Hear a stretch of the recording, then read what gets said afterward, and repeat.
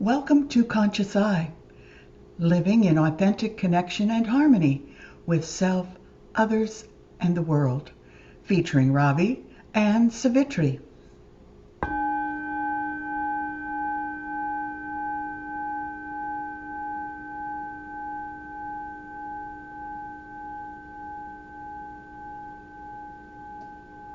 Today we're planning to talk about what the day is, which is the 4th of July, as it just tumbles out of my mouth this morning.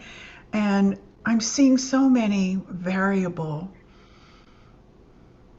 wishes, comments, quotes, and already early this morning, seeing the variety of ambience around today where there were so many days, even a decade ago, or more recently than that, a few years ago, where 4th of July was an event that we looked forward to spending time with family, to having some celebrations, to reconnect with the vision of our country.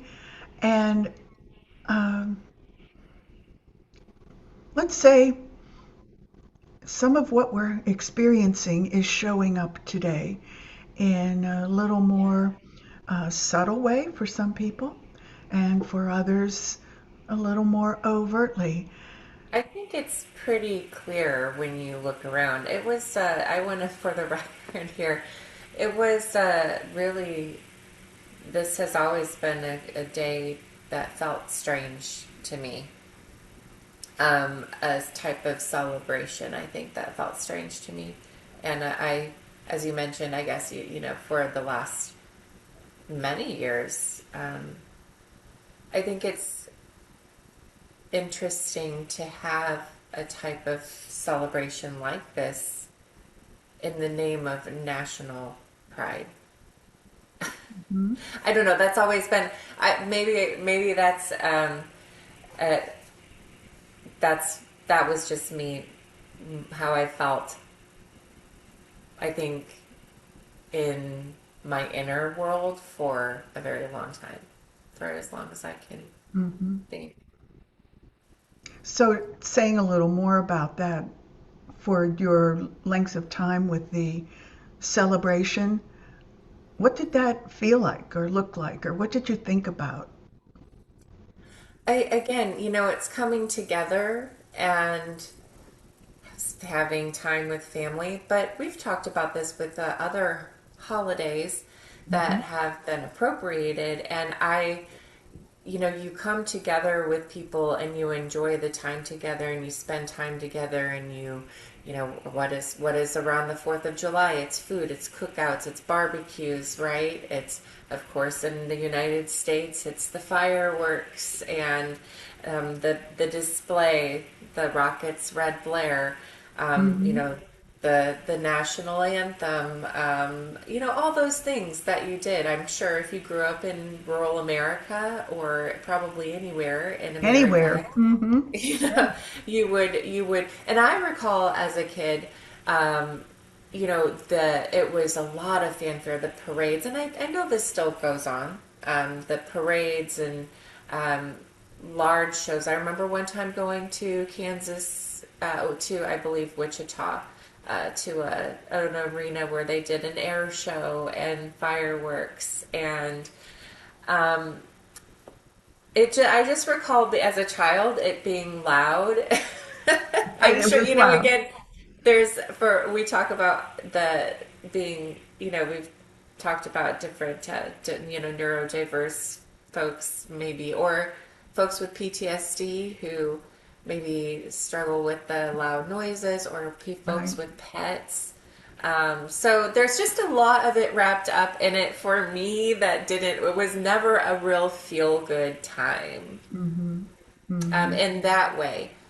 But I digress and I took you way off your path, I'm I don't sure. know that this is a path that's even um, available to define today, because as you were talking about your experience, there were so many diverse apparently emotions and expectations, and maybe some time where you're going, oh no, not again. And I share all that, as you talked about what it was like to be a child, or, we love the idea of going out to the lake and having a picnic and spending time, and then meeting up with other family members and cousins, and having that experience, maybe going to my grandparents and having a gathering there. So each year that way was just a little different depending on weather and some other things. But there was always one thing that happened, and that was the fireworks at night. And we were so excited for that show, and to watch them. And even when I was a mother with children of age, where we were always excited about the fireworks. That was something that we were sure we had a mark on the calendar for when it started, where we could be, and how we were going to watch them. And I'm not sure that's really quite the experience now, for lots of different reasons, and many of them are just and valid reasons. And you and I had our previous episode, and I never know what episode numbers there. You'd think that I would have that, but I don't. But we talked about symbols and how some of the symbols, our national symbols, appear to be doing what Saturn's doing in Pisces right now, which is dissolving a bit and bringing things into a state of formlessness and incohesive to the previous way of thinking or having an emotional response to things. And in some ways, that is exciting because we have new things to look forward to. In other ways, there's a sense of nostalgia, at least for me.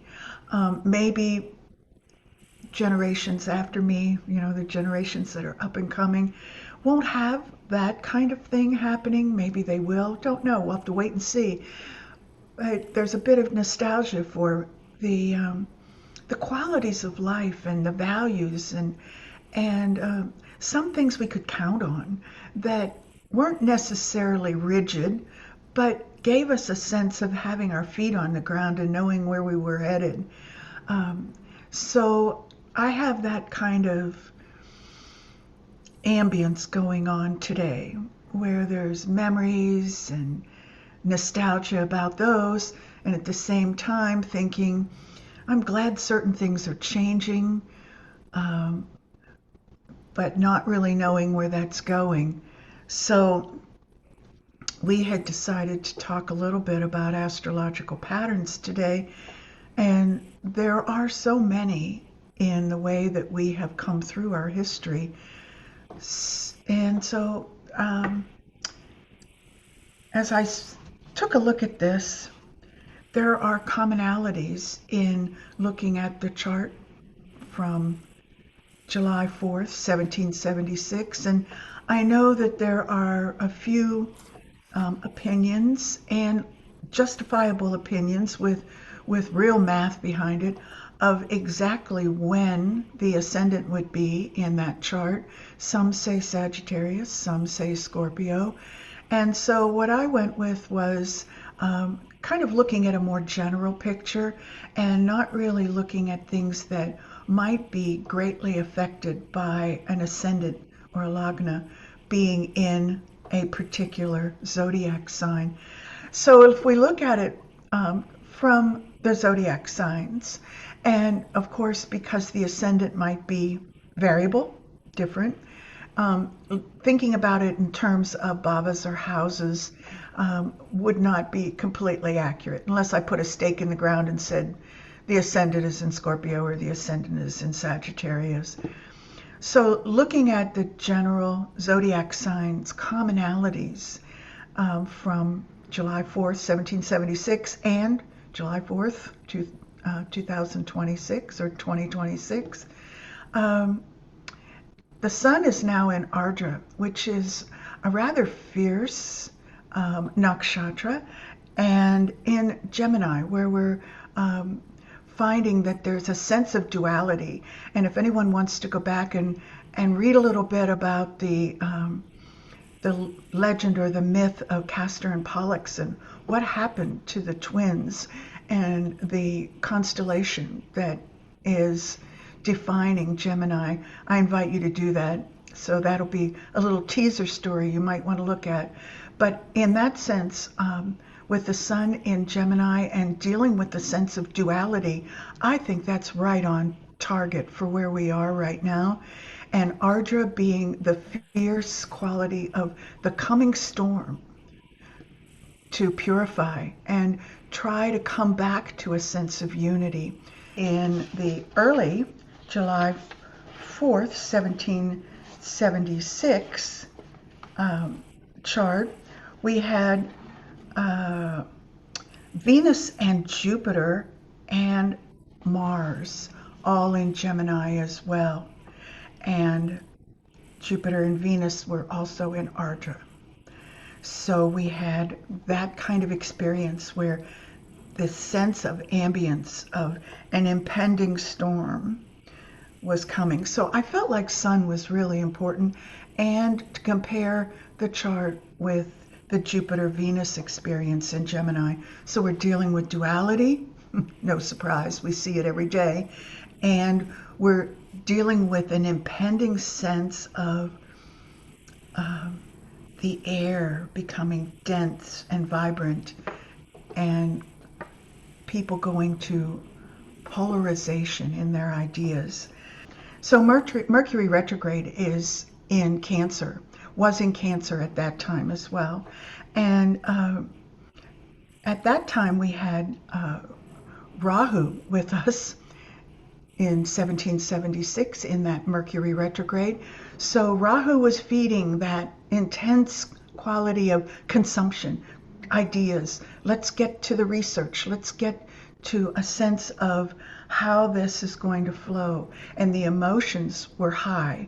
We also have some high emotions right now, but with Mercury in Pusha Nakshatra in Cancer, we're finding that there's a sense of looking back at the duality. And Mercury is trying to smooth things over a little bit, going back for a redo to see what can be brought together. And the big deal, I think, was that now Mercury and Jupiter are both in Cancer.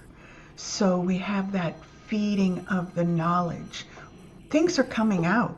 We are being emotional about the information that we are receiving. And if you go out and look at any of the media that's out there, every day it's at least one thing new. And we get this sense of passion around it. We need to talk about it. We need to digest it. We need to come through the emotions of some of the things that are coming forward and being brought into our socio-political environment. So looking at that, I'm going to head for Saturn. And at that time, in 1776, Saturn was in Virgo, which was a sense of trying to bring order and sense to what was happening. So Saturn was earthy, in an earthy sign, Virgo, and really grounding what was going on. But at the same time was in the nakshatra of Chitra, where the ego is being chipped away. And so the founding individuals of the Declaration of Independence were having some issues and concerns about chipping away our continuity with the king.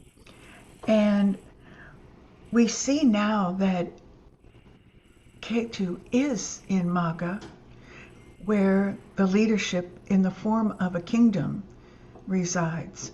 So we have that kind of situation going on now. But with Saturn in Virgo and that ego being chipped away. Now we have Saturn also across the sky, aspecting Virgo in Pisces. And I mentioned that earlier, where things are dissolving away. So we're finding that some of the groundwork, orderliness, some of that ability to move beyond the ego that happened in 1776 is being aspected now in Pisces, and changes are happening. It's kind of the lay of the land of the two charts, and we can start seeing how there's some commonality, there's some support, and there's some things dissolving and changing.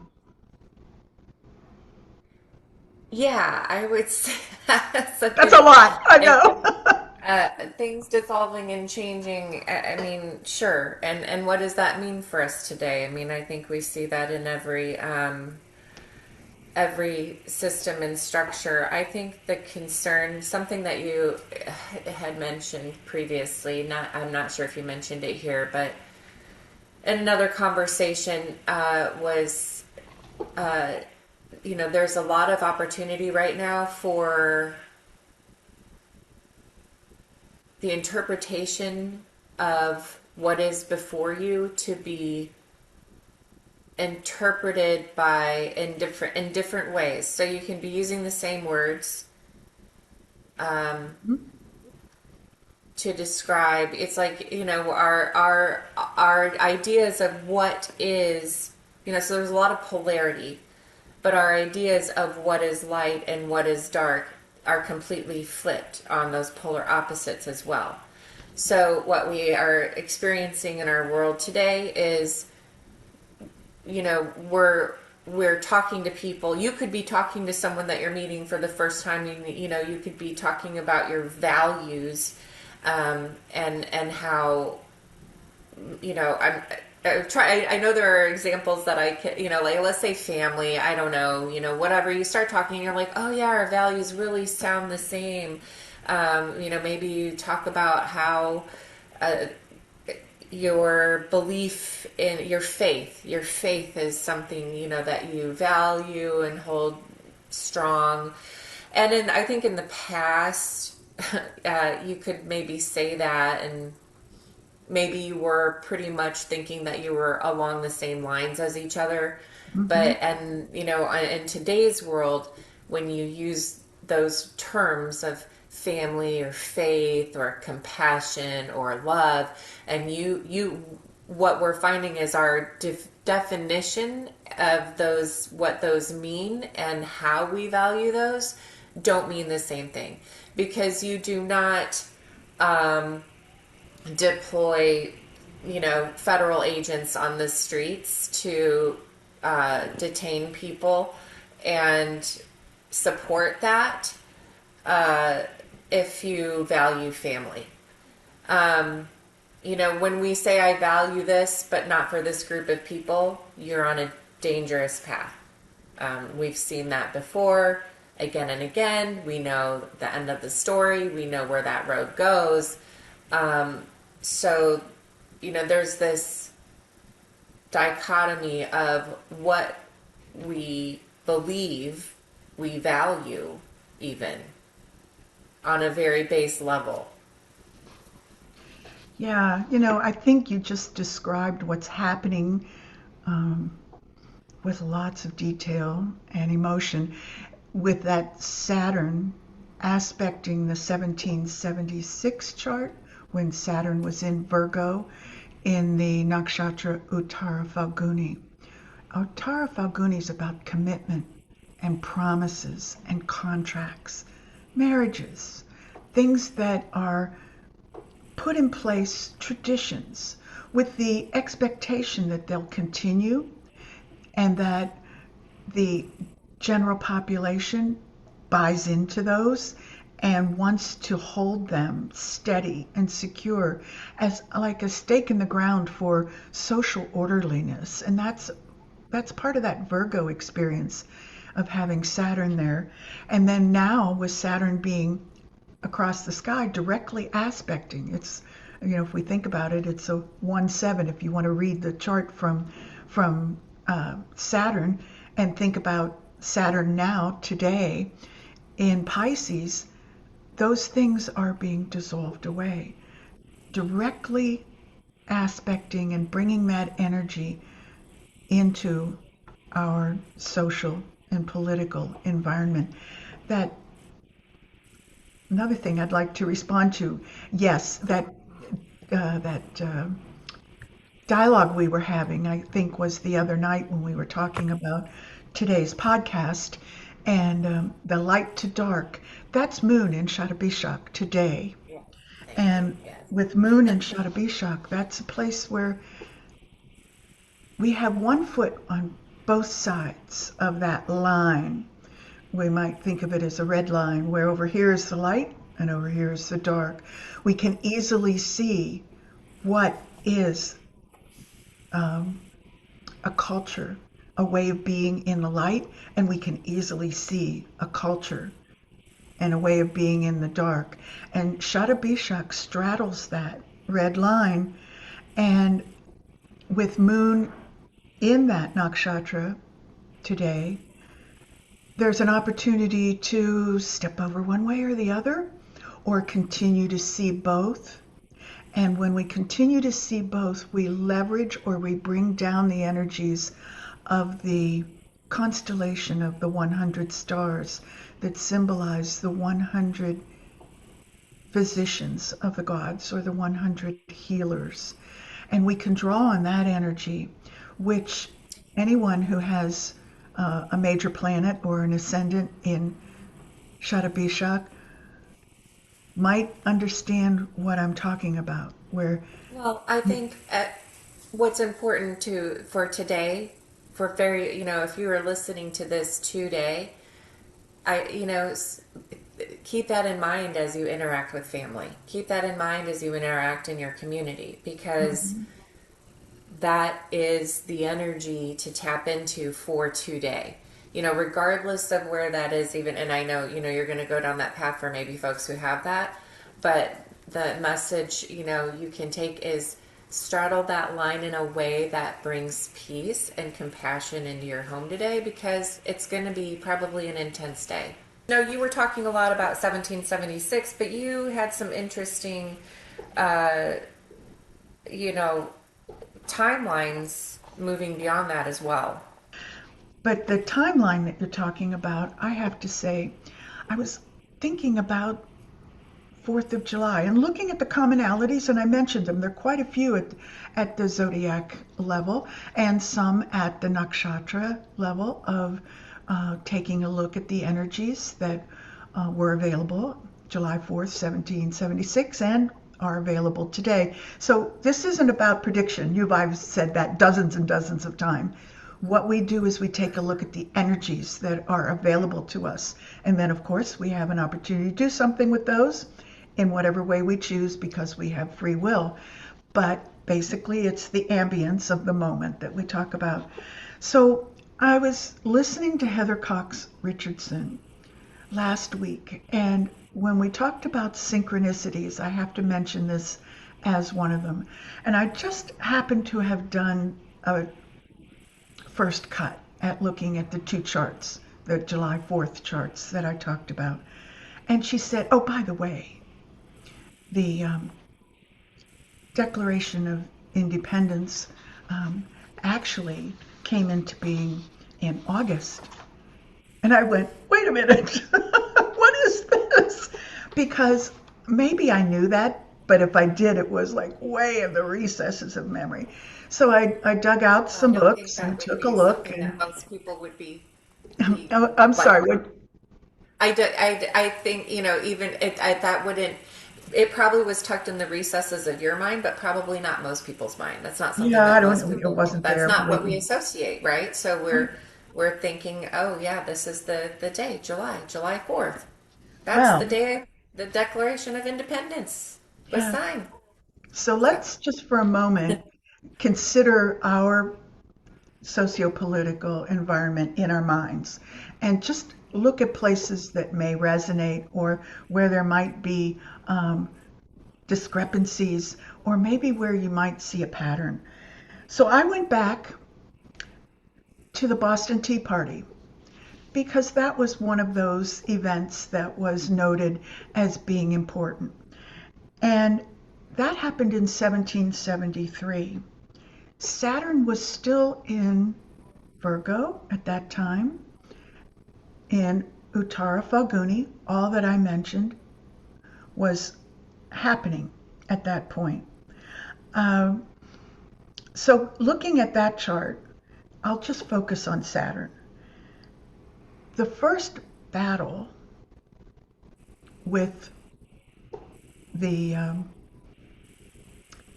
government that was ruling the colonies at the time that was the Battle of Concord and Lexington, which from the colonist standpoint started a war. And so at this point, there was no really organized or defined direction for that. And Saturn now moved into the nakshatra of Hasta, which is where we have it in our hands to do with it what we want. So moving that way, Mars moved into Leo and was in Maga, which is, I mentioned before, the nakshatra of the king. And Mars is the general. And we have that kind of warlike situation going on. So I thought that was pretty interesting, so I kept going. On July 2nd, 1776, that's when the delegates from the colonies, we might call it a Continental Congress, was starting to form. And what they did was they declared the requirement, the desire for freedom. It wasn't the Declaration of Independence yet. It was just brought forward. And then committees started writing. And at that time,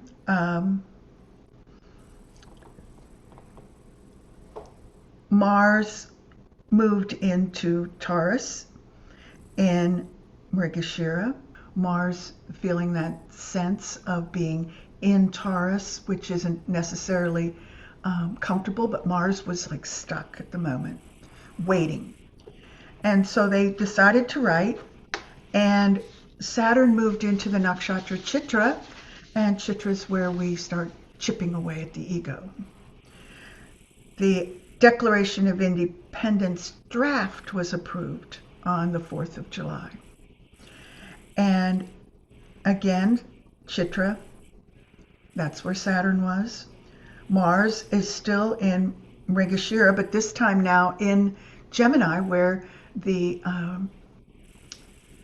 awareness of duality now becomes prominent for Mars, and Mars sees the two sides, the polarization, and begins to activate thoughts about that. So if we look at that, then we move to when the delegates started actually signing the draft, and that happened August 2nd of 1776, when the signing actually occurred. And at that time, Saturn's still in Chitra, chipping away that ego.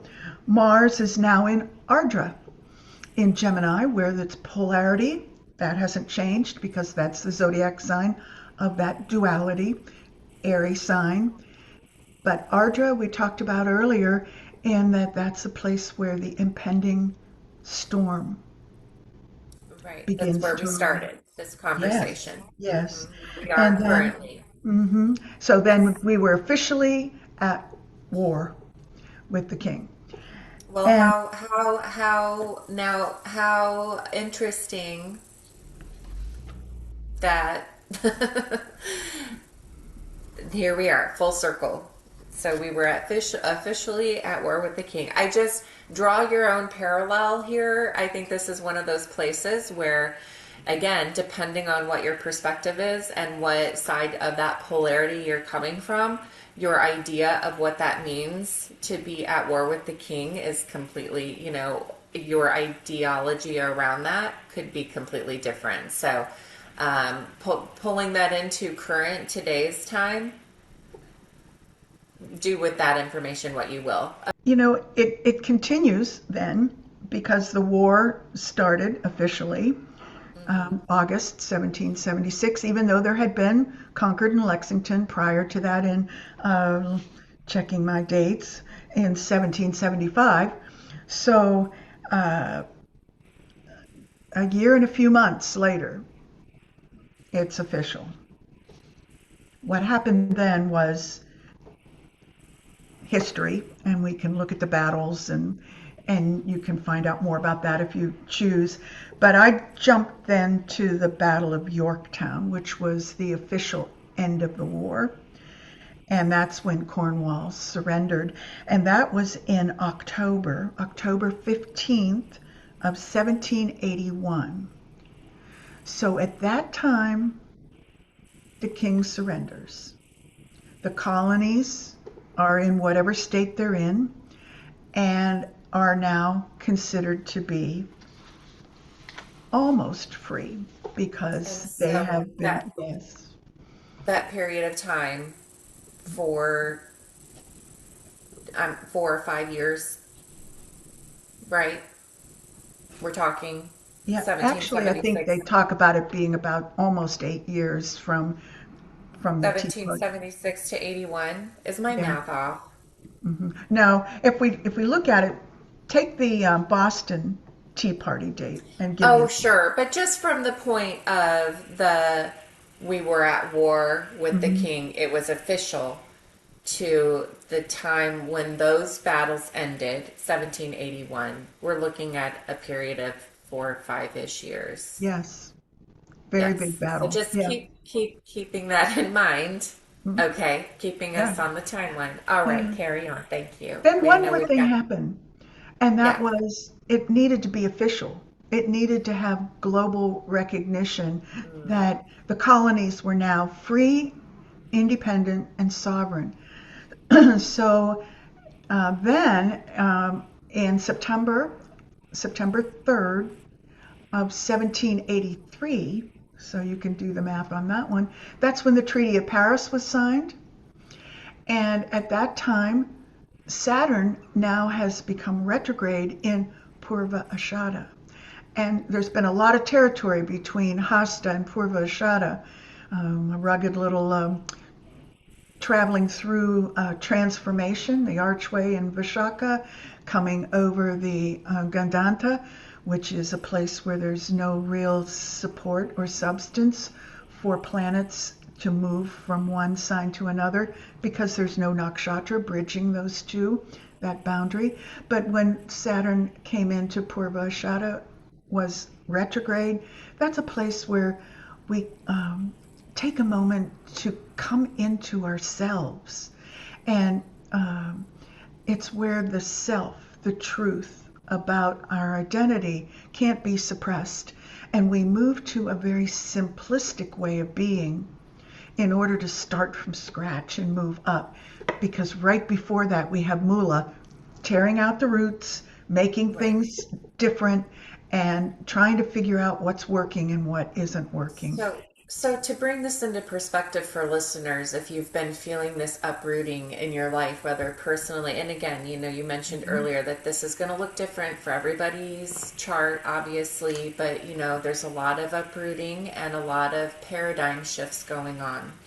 Remember, straddle that line in this sense that know that if you're vibrating at the higher frequency, you're the one who you can experience all the frequencies.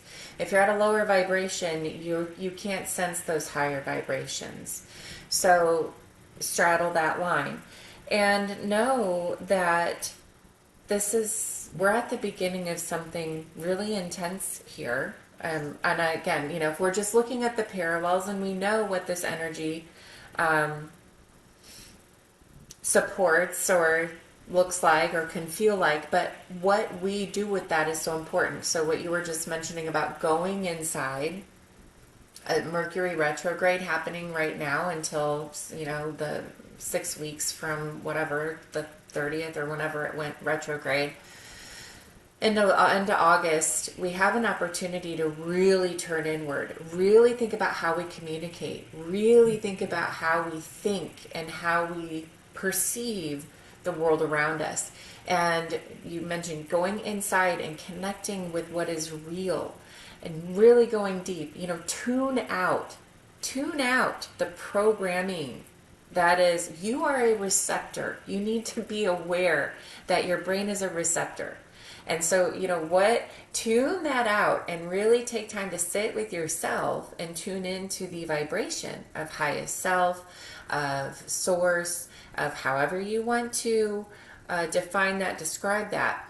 But really sit with that, because this time where it's so chaotic, it's so bizarre, it's so it's almost unbelievable. It's kind of funny sometimes. It's as tragic and traumatic as it is for around the globe right now. It's almost, it's been said, if somebody wrote a book about what was going on in America right now, and some as like satire, people wouldn't believe it. They would be like, that's too crazy for satire. That's too much. You went a little overboard on that. And we're living in this reality, so it can be very ungrounding. So I think ground yourself, spend time with yourself. There's a lot of opportunity here to really keep digging and bring out whatever you don't need to take with you, and how you communicate, how you project, how you interact in this world, where we need to stand in the true light to get through this time, because it's just starting. I know that those dates, again, 1776, 1781, when we look at how that aligns, where we may need to shift our perspective, we've got some digging in to do into that quiet practice, and to holding space for the light, holding space for that higher vibration. Mm-hmm. And then I know you mentioned 1783, or did you bring that up yet? I did. Are we Mm-hmm. Yeah, the Treaty of Paris, where that was recognized formally and set in stone, or set in copper. What is it? Copper? Well, what's interesting is that's our identity was exposed or expressed to the rest of the world. And Sun was in Leo, his own sign, in the nakshatra Purva Falguni, which is where we make new relationships, and we are somewhat joyful and light and ready to explore a new understanding of how we fit in and who we choose as friends. So coming into that was the Treaty of Paris that happened. Yeah. Right, exactly. The Treaty of Paris, and the Statue of Liberty, and the symbol of our nation, and so we're back to that full circle. What is dissolving? What needs to continue to stand? And what does need to dissolve? And where do we, what part do we play in that process? Mm-hmm. And at this time, again, not going into any sort of prediction or,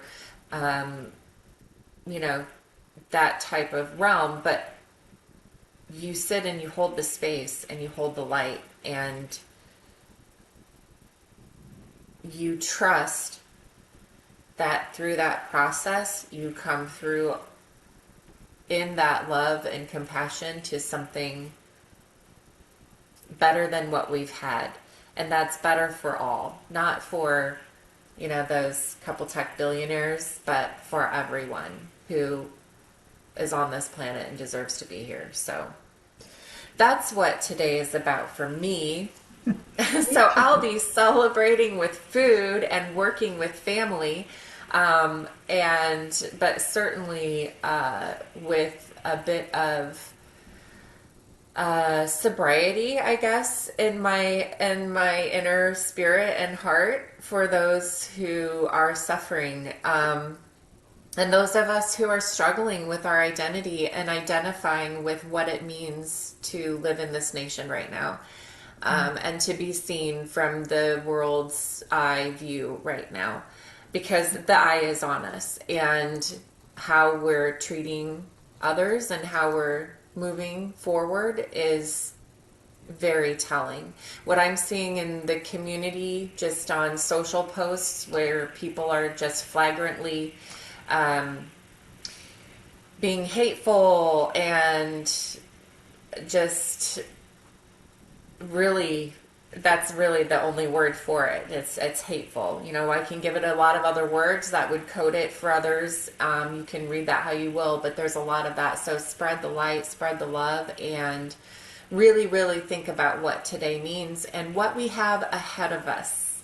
Because this isn't a celebration of the end, it's the start. It's the beginning of the, I will use the word struggle. It's the beginning of the word struggle for the power of light and love to really shine and win and to unify. It's the beginning of that. So we do have Yeah. some time ahead of us. And with Sun in Gemini right now, in that bright light on the duality, with the twins, Castor and Pollux, and what went on with the two of them, and in the nakshatra Ardra for the impending storm, the light is on it. Right. Light is bright. Absolutely. Hmm. Right. And you know, your words and what you're putting, I mean, and I'm not, it's like your words are out there forever. It's bigger than that. What you're feeling right now and how what you're projecting into the world is, that's, that is who you are. That's what you're showing. That's what where you are being. Really think about that. You know, really think about that at this time. And as we move forward with friends and family today, or in communities where maybe you don't feel comfortable and you don't feel that light, whatever is going on out there, find that space where you are internal and can stay rooted and grounded in your peace, because this is just the beginning. Yeah. So Well, we covered some. that was a lot of ground. Yeah. Yeah. And, you know, so just everybody have a safe and happy holiday. Hydrate, eat some good food. And just, you know, if it's staying grounded means coming home and, you know, relaxing at home, do that. Whatever it is for you. But have a safe and relaxing weekend. And we'll pick this up and carry on because we have some work to do. Yes, we do. Namaste. Satnam.